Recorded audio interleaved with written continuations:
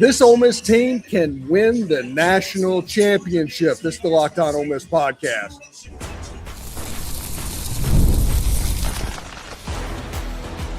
You are Locked On Ole Miss, your daily podcast on the Ole Miss Rebels. Part of the Locked On Podcast Network, your team every day.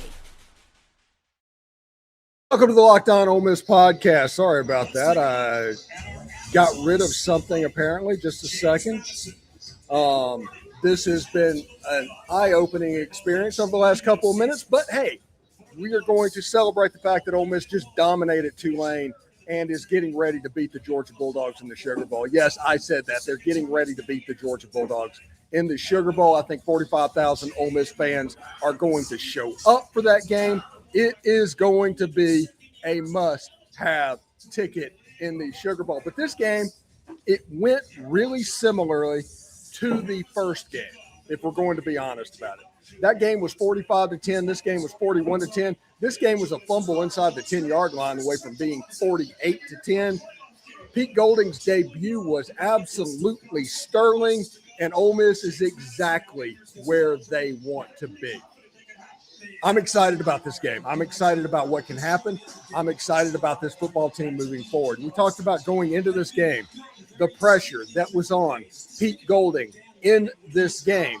And if he lost this game, he would stunt all of the momentum that was being built for Ole Miss. And not only did he not stunt any momentum, he actually gave more hope. And now you have a 9-day party, essentially, of Ole Miss football getting ready for the Georgia Bulldogs. Man, conspiracy theory time, by the way.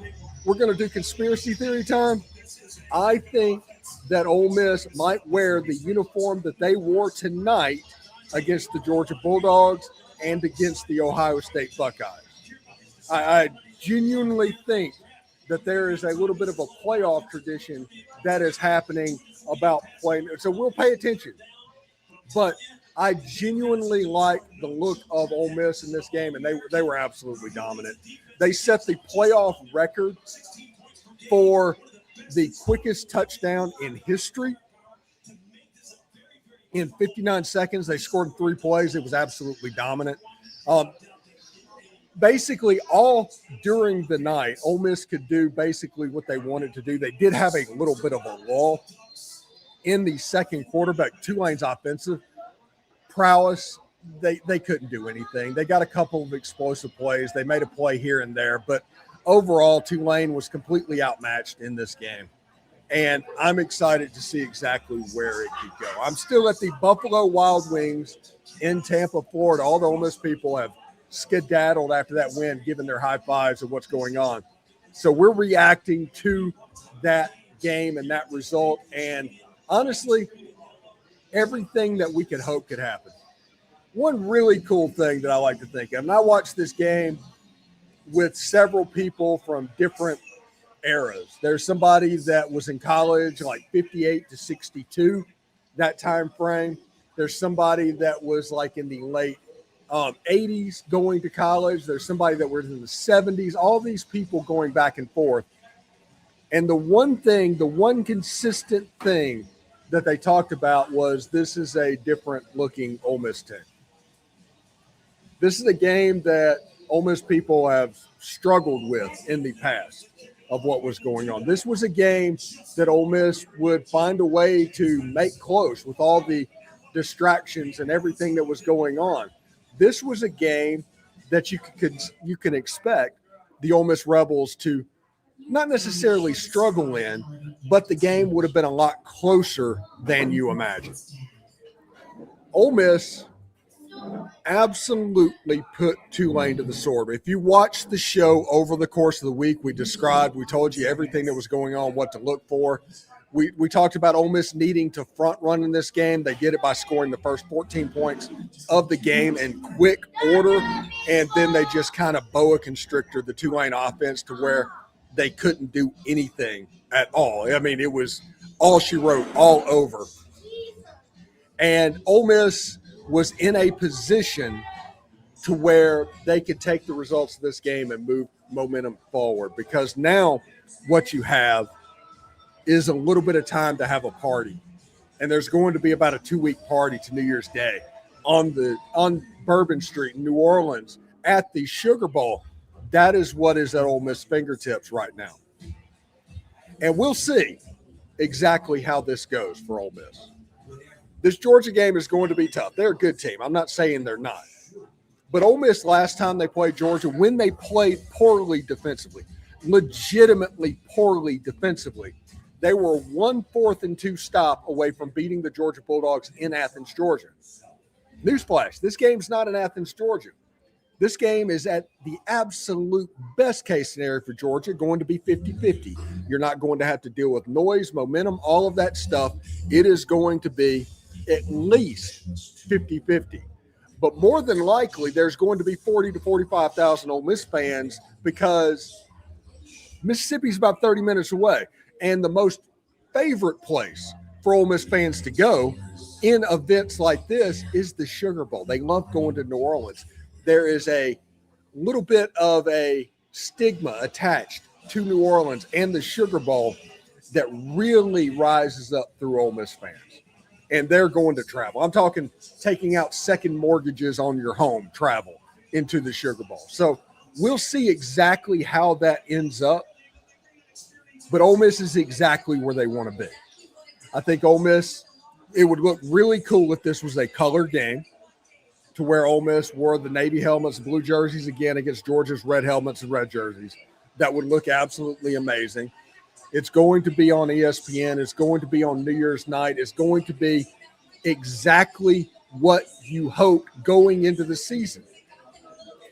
Because this is the reality of what's going on in this football season right now. This is the real thing that you need to pay attention to. This season is already a quantifiable, massive success. Absolutely. It's house money time. It's free shot time. It is play loose. If you want to see who the pressure's on, it's on the Georgia Bulldogs. It's hard to beat a team twice. You remember you heard that against the Tulane Green Waves all week? It's hard to beat a team twice. Well, Ole Miss was so much superior than Tulane, it didn't matter if you played them 6 times, Ole Miss was going to win the game. But the talent for Ole Miss and the talent for Georgia, kind of the similar thing.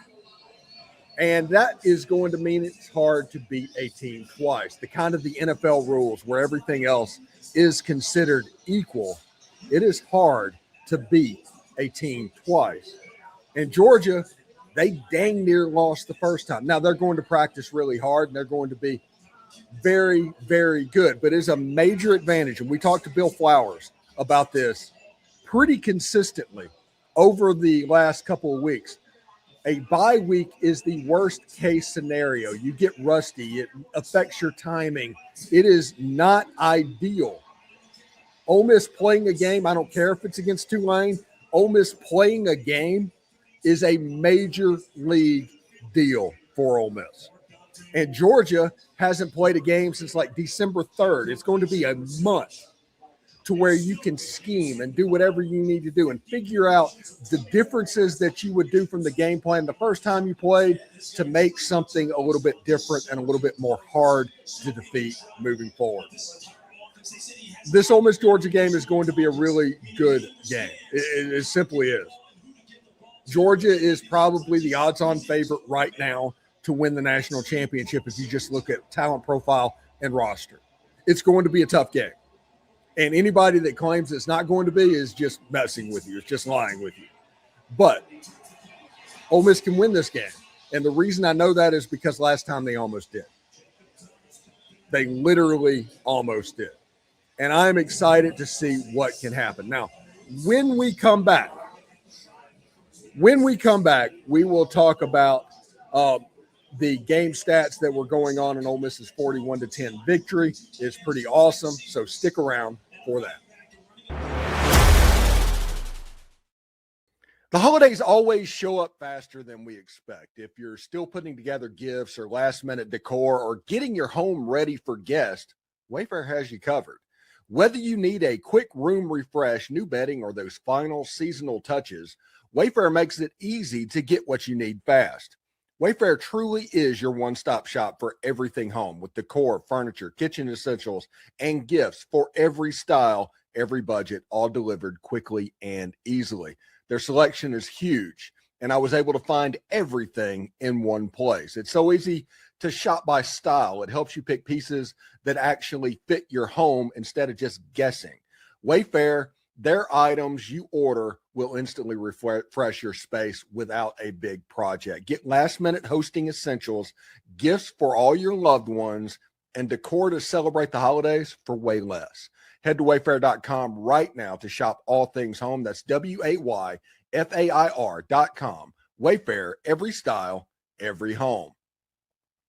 The NFL Sundays move fast, one big play, and suddenly everything feels different. What makes live betting better with FanDuel is it's just so exciting. You're not just watching the game, you're reacting to it in real time. With FanDuel, you can place bets as the action unfolds. Every drive, every momentum swing, every highlight moment. And live betting is best when the game starts to shift, a receiver gets hot, a defense tightens up, or the momentum flips after a turnover. FanDuel lets you jump into the moment. Live spreads and money lines adjust instantly, and player props, well, their update as guys heat up.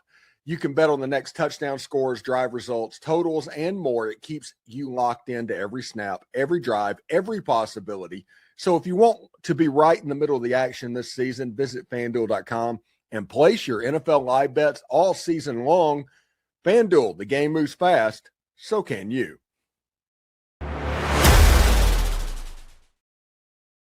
Thanks again for making the Locked On Ole Miss podcast your first listen every day, and thank you for making Locked On the #1 sports podcast network in America. That is all because of you. Thank you very much for that. Now, we're going to go over the stats and the box score and all of that stuff in just a second, but the third segment is yours, like it always is.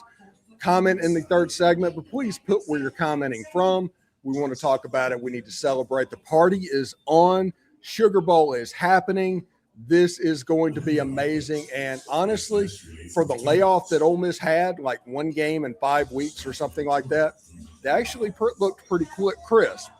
And this game is only going to help make them better. So we will see exactly how that goes. All right. So let's look at the box score real quick, do a little house cleaning. Ole Miss beat Tulane 41-10. They had 29 first downs to 20 for the Tulane Green Wave. They had 137 yards rushing for 115 for the Green Wave. They threw for 346 yards.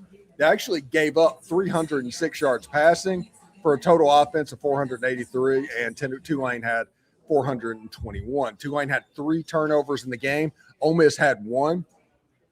The difference is that turnover likely cost Ole Miss points. It was real close to being 48-10 efficiently, like it was going to be 48-10, other than that strip sack fumble at the end of the first half. That was a really interesting thing.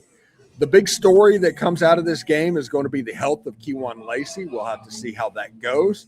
I mean, his shoulder was at least a little bit banged up, but I have to figure 9 days he's going to be all right for the Georgia Bulldogs. And Logan Diggs, he struggles in pass protection, but he's a pretty good running back as a whole. He made a couple of really great plays in this game, spelling Lacey as well. And Damian Taylor, hey, he made some plays at the end as well. So I'm excited to see where it goes. Ole Miss was in a college football playoff game, and they were able to play the backup players. Think about that. They were able to play the backup players in the game for the college football playoff, and that is awesome. So we'll see exactly how that goes. The last 15 minutes of the show will be yours. We'll talk about your comments, all of that coming up next.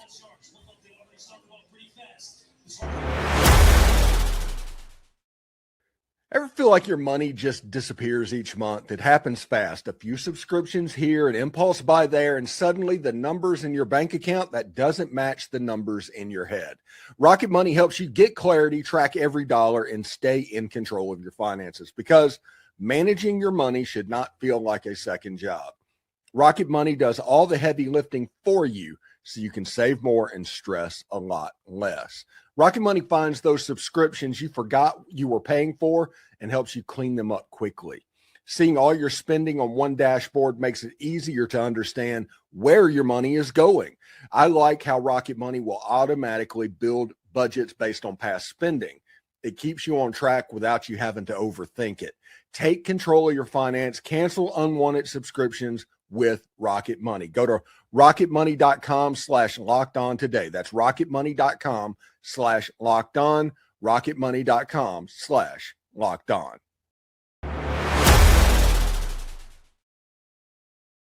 Best part of the show, your comments, right? We're going to take your comments. Remember, if you comment on this show and it's going, please put where you're commenting from. We do want to shout that out as well because this is a major moment. This is a celebratory moment. Ole Miss winning this game in blowout fashion was absolutely needed, and they are clicking at the right time to the point where, yes, they have Georgia. Yes, they have Ohio State. And then you have whoever's available on the other side of the bracket, whoever comes through there. Ole Miss is going to be in a good shape no matter who they play. So we'll see exactly how that looks for this game. So let's take your comments. We got Robert Beathers from Litchfield Park, Arizona. Great win. Hated to see that late touchdown. From the looks of Pete Golding, he wasn't happy about it either. Yeah, that is going to be the negative of film study whenever they get together to do that, because the reality of this is now they're faced with like a Christmas Day going down to New Orleans, but a lot of the pregame plan is likely already been done. So we'll see exactly what this looks like for Ole Miss as well. It should be really interesting, but Pete Golding absolutely was not happy after that touchdown. James York says, what a freaking blowout. I was not expecting that, but I'll take it. I hope the injuries aren't serious. I like you said, you got 9 days, 10 days with Kewan Lacey. I think you will be fine there. There's obviously nothing wrong with Trinidad Chambliss. I don't think there's anything wrong with Caleb Odom as well, but we'll see. The question is going to be, is Pete Golding the type that is going to talk about injured players? You know, is he the person that's going to talk about Kewan Lacey and that going on for the Georgia game? Or is he going to continue the same path that they've been on for a long time and not talk about anything and mention anything? With Pete Golding being a Saban disciple, 5.5 years at Alabama, I genuinely think he's not going to talk about it personally. So we'll see exactly how that goes. But I do not expect Pete Golding to give us much of anything about Kewan other than we hope to have him for the Georgia Bulldogs. I think that's what we're going to hear. Mike Vandegrift says 12-1 Rebels. That's the first time they have ever won 12 games in a regular season, and there's still games left to go. Ole Miss going to 13-1 would be a major, major accomplishment. Now, I talked about this in the first segment, and I'm dead serious about it. In the first segment, talking about it. Ole Miss is going to travel in droves to New Orleans. What was in Oxford was a party, an absolute party atmosphere, one of the best atmospheres Ole Miss has ever had. So they're going to take that down to New Orleans. Now, we'll see how it looks in the Sugar Bowl, but I do think Ole Miss is going to travel very well, and it's going to look pretty good, honestly. James York also says lots of celebration going on in Oxford, Mississippi tonight, and they deserve it. Everybody deserves it. You want to talk about a cathartic release of an emotion? It was tonight. Because, listen, everybody thought when Pete Golding got hired and the way that Pete has handled the last 2 weeks, it was going to be fine. But how many people had that pit in the bottom of their stomach that something could go wrong? Something could be a problem. This might not look like you expect it to.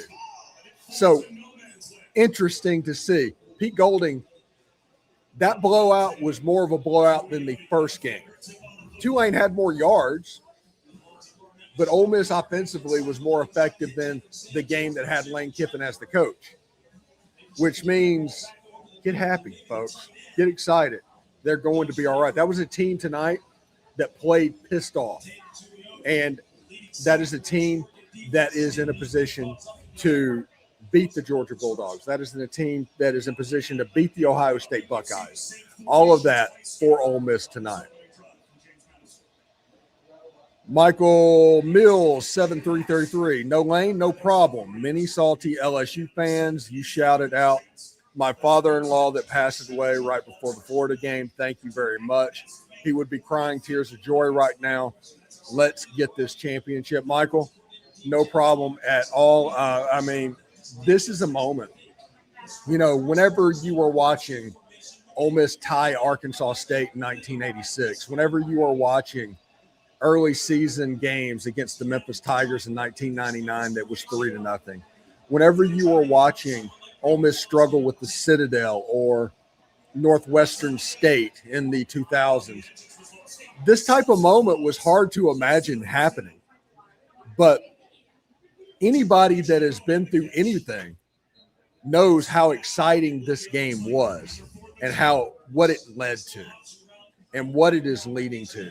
And it is leading to one biggest game in school history is leading directly to another biggest game in school history, because like this won't be the biggest game in the state of Mississippi, but it's going to be the biggest game in Ole Miss history, playing a game in the Sugar Bowl against the Georgia Bulldogs in the college football playoffs. It's going to be absolutely spectacular.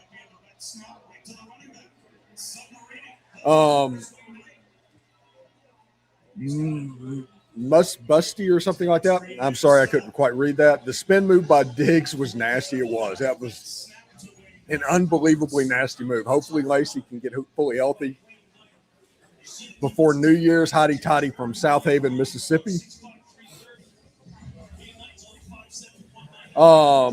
Yes, I'm Josh. Pete Golding is undefeated as a head coach. He's undefeated in the college football playoff too. He has literally never lost a football game, and that is pretty cool. So we'll see exactly how it goes. One thing that's kind of interesting right now, Oregon's up on James Madison 6-0, but James Madison's driving the ball. They look pretty good, and they're slowing the tempo down. They're doing all the stuff that you want Tulane wanted to do to Ole Miss, and it's working for them right now. So we'll see exactly how that looks as it goes on. Rebel and Dave said, let's go, boys. Let's go. Now, we're going to talk to Bill Flowers and John Forcade next week. And as we get ready for the game a week from Thursday against the Georgia Bulldogs in New Orleans, we'll be back in the studio for that. I'm going to do that one at home because this week's going to be weird because of the December 28th wedding anniversary and all of that. So all of that going on is going to mess with the schedule. Please be patient, but we have to do everything because it's a 25th wedding anniversary. You know, Sugar Bowl or not, you can't really pass up a 25th wedding anniversary. So we're going to do that. We're going to do the best we can, but you might have days where there's only one show or something like that. So we'll see. It's not because we're doing anything weird or cutting corners. It is because we just want to have our cake and eat it too, essentially. So Roy Labella says 1-0. Exactly. J.L. Cramner's Hotty Toddy, excited for the Sugar Bowl. Every Ole Miss fan is going to be excited for this Sugar Bowl. It's going to be amazing. I cannot wait to see what the atmosphere. I'm looking forward to getting on Twitter, all that, and look at the atmosphere from this Georgia game when I get home, whenever I can relax. I'm looking forward to a second watch of this game because it was a splattering. It was a bludgeoning. It was everything that you hoped it would be. And because of that, Ole Miss is exactly where they want to be, and I'm excited about that. Jeffrey Langley, that's Hoppy Langley's brother from Aiken, South Carolina. He's watching. Hoppy Langley was the kicker on the Ole Miss team that beat Notre Dame. Hoppy, I don't think, is no longer with us, but Jeffrey is still hanging around as well. Dustin MT says Hotty Toddy from Oxford. Hotty Toddy, Dustin. Very awesome. And Bobby Patrick says, celebrate tonight, back to work tomorrow. You got 9 days. You can celebrate through the weekend on this one. I think you got 24 hours to celebrate what's going on. Should be really exciting for Pete Golding and the boys, especially for Pete Golding. I imagine he's going to get home with his wife and just think, oh, my goodness, we just did that. I just did that as a head coach. And I know he's not going to admit it publicly because of the player first thing that they're doing, but that has to feel really good for Pete Golding. William Bowles says, do you think Kewan Lacey will play in the Sugar Bowl? He's from Smyrna, Tennessee, which, William, I will be in Smyrna, Tennessee in about 5 days or something like that. So we will see how that goes. I do think Kewan Lacey will play in the Sugar Bowl. I do not know that Kewan Lacey is where it was. I think he just sprained his shoulder. And as long as he can grip the football, they will brace it up and do all that. Because remember, in the second half, Lacey was offered a brace and he didn't take it. I don't know that he'll be offered a choice of whether or not to take it moving forward, and he will just have a shoulder brace in the Sugar Bowl. That's my opinion. Igor Venkeen, I think that's it, says from Nesbitt, Mississippi, did you see the new Pete Golding visors in the stands? A must-wear for the LSU game next fall. Yeah, it was very similar to who's the cook that does all the cruise ship thing with the spiky hair, the visor. That's what it reminded me of. But yeah, I noticed that whenever they did crowd shots. Isaac Kessler says he's been a friend since 2014. Congratulations on that one, by the way. Graduated in 2024. I can't believe we just won a playoff team. GTH LK HYDR. You are absolutely right there. Rebel and Dave says Kirby is going to be crying leaving New Orleans. Yeah, I think he's going to be crying all week. He's going to do whatever he can to try and get the attention of his team. And Bass Huey says Tulane was a boring game. I'm glad Ole Miss is in round 2, but round 1 was a yawn. Lacey and Chambliss go down, and we bring in Diggs and Simmons. We're pretty deep there.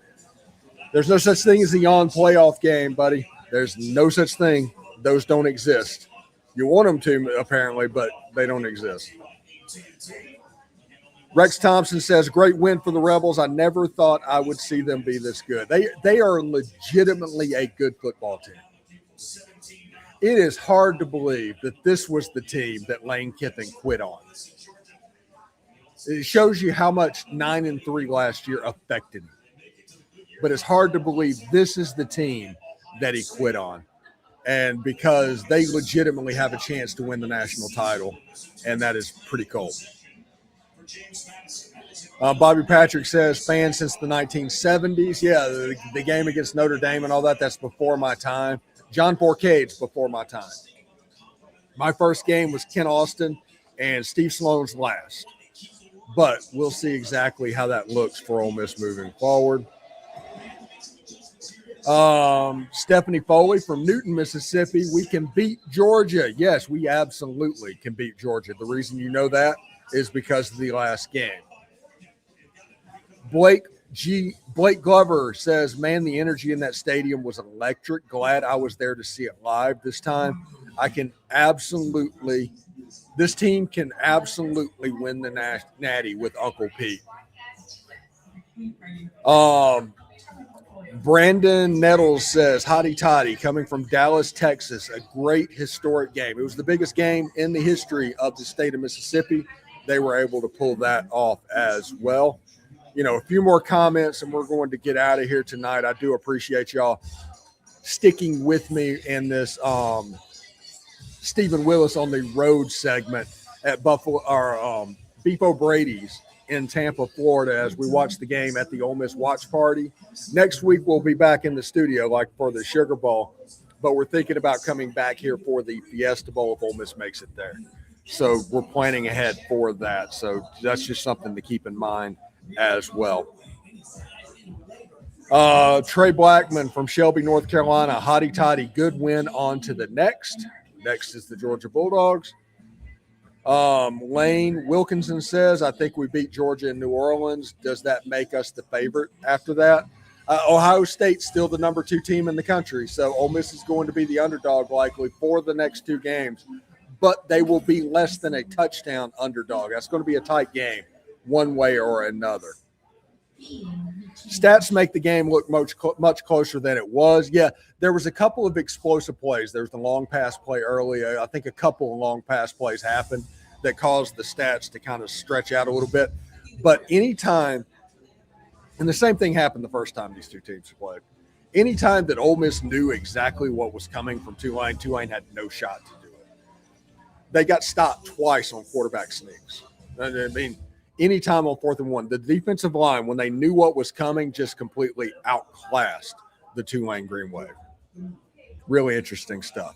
Cash the Real Saint says, if we beat Georgia, then we're going all the way. Kind of feels that way. Let's see. Sean Lee, early morning here in Malaysia. Congratulations, man. In Malaysia. Worth it. Go Rebels. I remember when I was in Italy in 2003, and that was the Ole Miss win over Auburn and all of that stuff. But luckily, Ole Miss was getting a lot of 2:30 games during that run.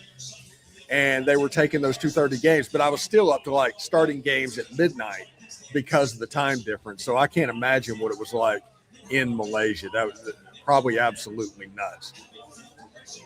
William Bowles says, what do you think the Ole Miss Georgia score will be? From Smyrna, Tennessee. I think it's going to be in the 20s, and I think it's going to be one score one way or another. I'm going to break it down. Georgia is going to come at Ole Miss and test your manhood, like just because they do that to absolutely everybody they play. They are going to test the manhood of the defense in front. If Ole Miss can stop them, which they could not do the first time they matched up, the offense has a chance to work, because I do think Ole Miss's offense is a little bit of a bad matchup for the Georgia Bulldogs. It just is. TTK Trace from Senatobia, Mississippi. What an absolute dominant win, and a huge win for Ole Miss in the state of Mississippi. Golding era. Yeah, it was pretty fantastic to see exactly how that goes. We're getting ready to get out of here. I'm going to get a couple more questions real quick. PMC Gonag said Pete said Lacey bruised his shoulder. That's what I thought about. They're probably – that means that if he bruised it, it's just a pain tolerance thing. So we'll see exactly how that goes. But, yeah, that means he'll be back for the Sugar Bowl. Nice to know that Pete's talking about it, though. Bobby Patrick says, what I think, we knocked the cobwebs off. Georgia will take a minute to do the same when we jump out on Georgia. We have to sustain. You're not wrong. You're absolutely not wrong. They have to sustain. Great game and great win. We just need to get healthy and ready for the Georgia Bulldogs from Enum, Mississippi. That's Joseph Pounders. And finally, Jeffrey Walden says, thanks for the coverage. Hopefully you get more alumni players to return after the departure of Lane from Ocean Springs, Mississippi.